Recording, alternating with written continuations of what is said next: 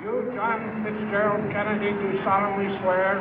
I, John Fitzgerald Kennedy, do solemnly swear. That you will faithfully execute the office of President of the United States. That I will faithfully execute the office of President of the United States. And will, to the best of your ability. And will, to the best of my ability. Preserve, protect, and defend the Constitution of the United States. Preserve, protect, and defend the Constitution of the United States. So help you God. So help me God.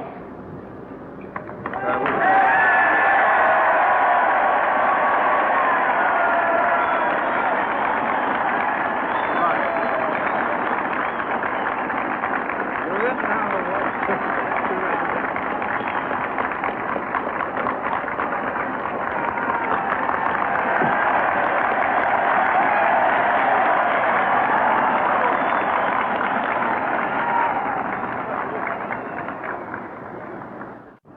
Vice President Johnson, Mr. Speaker, Mr. Chief Justice, President Eisenhower, Vice President Nixon, President Truman, Reverend clergy, fellow citizens.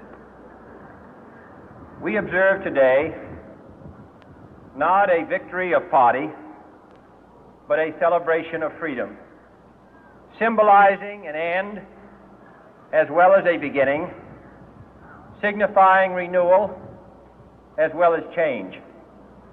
For I have sworn before you and Almighty God the same solemn oath our forebears prescribed nearly a century and 3/4 ago. The world is very different now, for man holds in his mortal hands the power to abolish all forms of human poverty and all forms of human life. And yet the same revolutionary beliefs for which our forebears fought are still at issue around the globe. The belief that the rights of man come not from the generosity of the state, but from the hand of God. We dare not forget today that we are the heirs of that first revolution.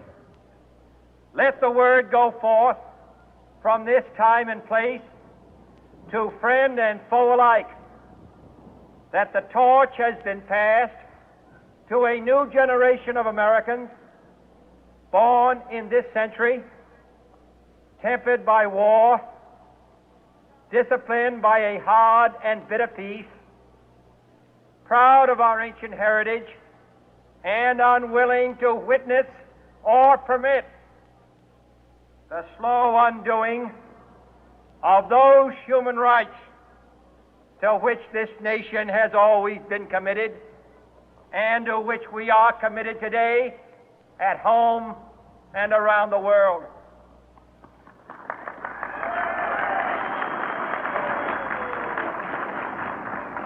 Let every nation know, whether it wishes us well or ill, that we shall pay any price, bear any burden, meet any hardship, support any friend, oppose any foe to assure the survival and the success of liberty.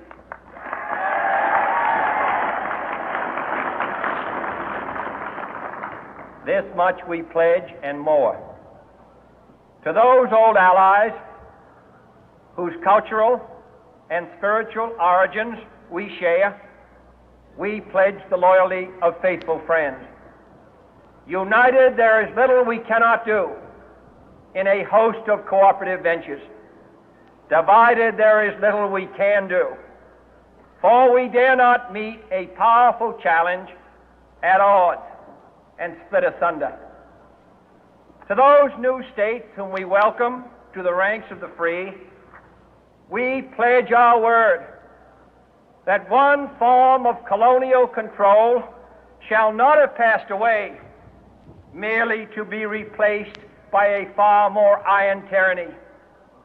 We shall not always expect to find them supporting our view, but we shall always hope to find them strongly supporting their own freedom, and to remember that in the past, those who foolishly sought power by riding the back of the tiger ended up inside.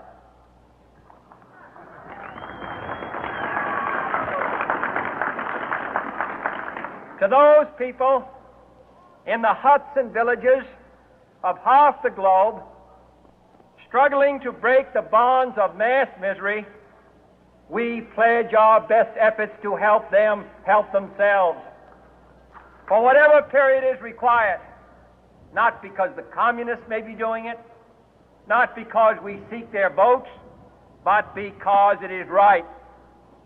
If a free society cannot help the many who are poor, it cannot save the few who are rich.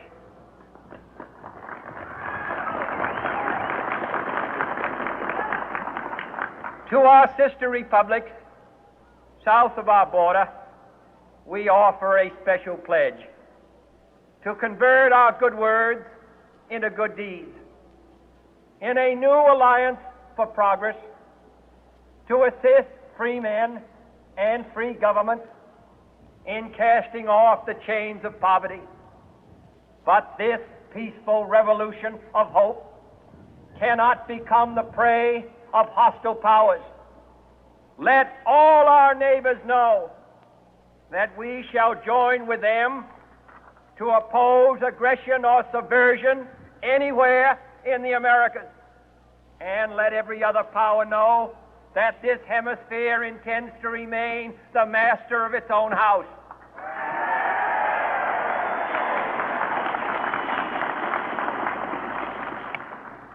To that World Assembly of Sovereign States, the United Nations, our last best hope, in an age where the instruments of war have far outpaced the instruments of peace, we renew our pledge of support to prevent it from becoming merely a forum for invective, to strengthen its shield of the new and the weak, and to enlarge the area in which its writ may run.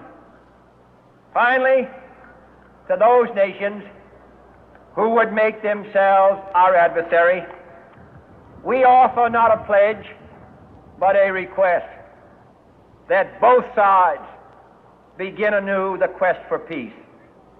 Before the dark powers of destruction, unleashed by science, engulf all humanity in planned or accidental self-destruction, we dare not tempt them with weakness, for only when our arms are sufficient beyond doubt can we be certain beyond doubt that they will never be employed.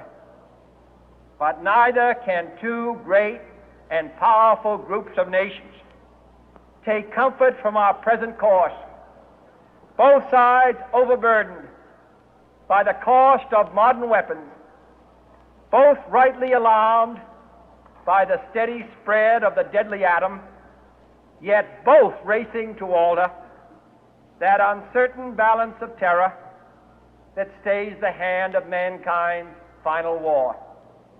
So let us begin anew, remembering on both sides that civility is not a sign of weakness, and sincerity is always subject to proof. Let us never negotiate out of fear, but let us never fear to negotiate.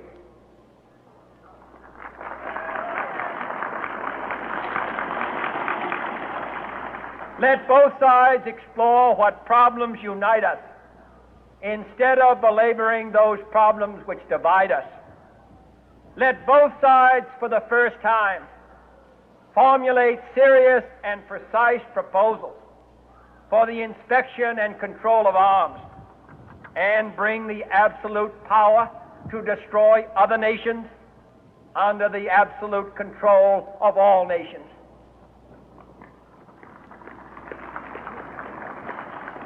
Let both sides seek to invoke the wonders of science instead of its terrors.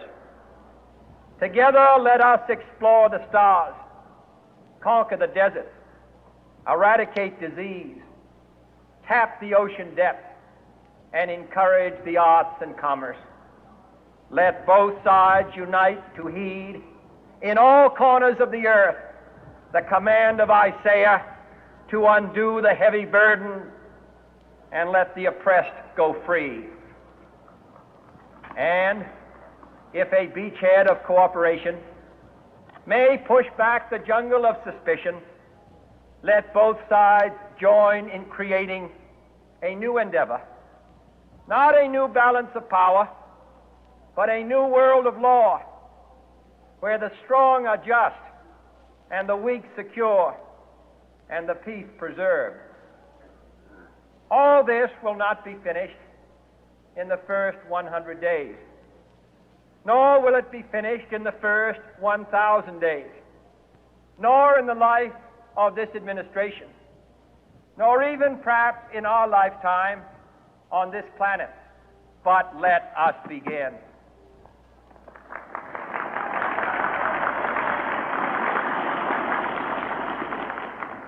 In your hands, my fellow citizens, more than mine, will rest the final success or failure of our course. Since this country was founded, each generation of Americans has been summoned to give testimony to its national loyalty. The graves of young Americans who answered the call to service surround the globe.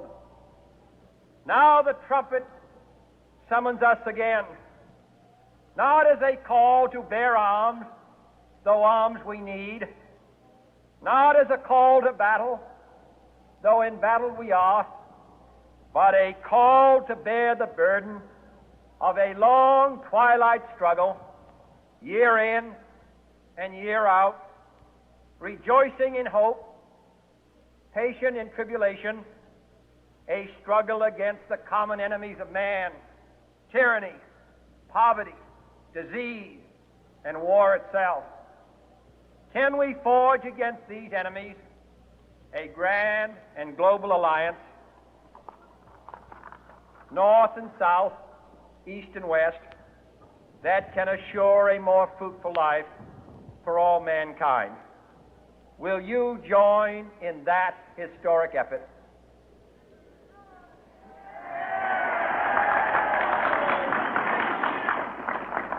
In the long history of the world, only a few generations have been granted the role of defending freedom in its hour of maximum danger.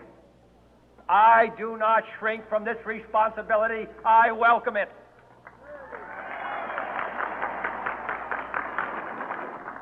I do not believe that any of us would exchange places with any other people or any other generation. The energy, the faith, the devotion which we bring to this endeavor will light our country and all who serve it.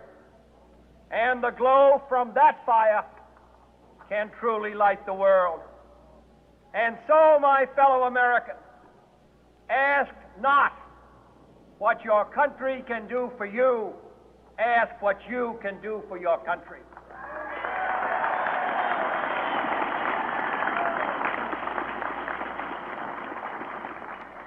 My fellow citizens of the world, ask not what America will do for you, but what together we can do for the freedom of man.